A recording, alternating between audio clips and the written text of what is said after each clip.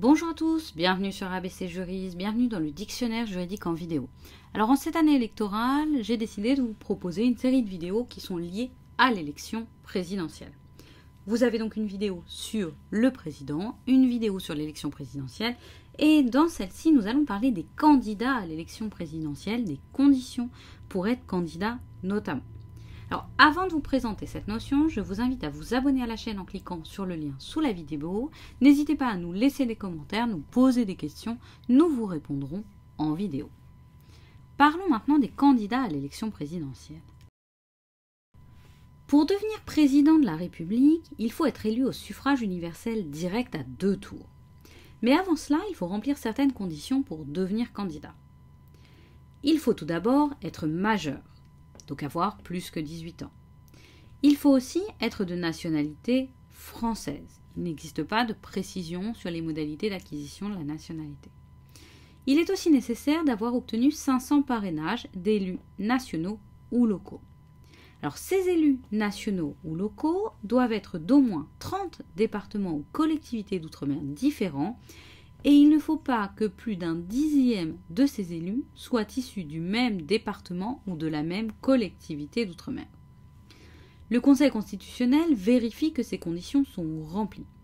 L'article 6, alinéa 2 de la Constitution précise aussi que nul ne peut exercer plus de 2 mandats consécutifs.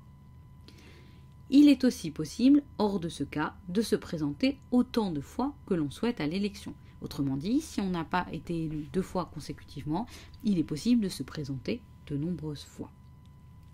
Les candidats doivent aussi communiquer au Conseil constitutionnel une déclaration détaillée de leur patrimoine.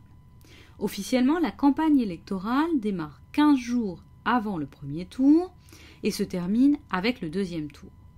En pratique, la campagne démarre bien avant cette date. Pendant la campagne, les candidats devront obligatoirement tenir un compte de campagne. Ils doivent également respecter certains plafonds légaux. Cela fera l'objet de vérifications par la Commission nationale des comptes de campagne et des financements politiques, CCFP. Il sera possible de faire un recours devant le Conseil constitutionnel concernant les comptes de campagne.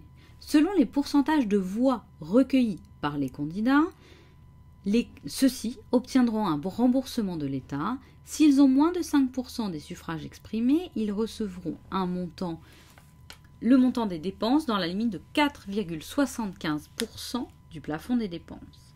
S'ils ont au moins 5%, donc plus que 5% des suffrages exprimés, ils recevront le montant des dépenses dans la limite de 47,5% du plafond qui est applicable au premier ou au second tour.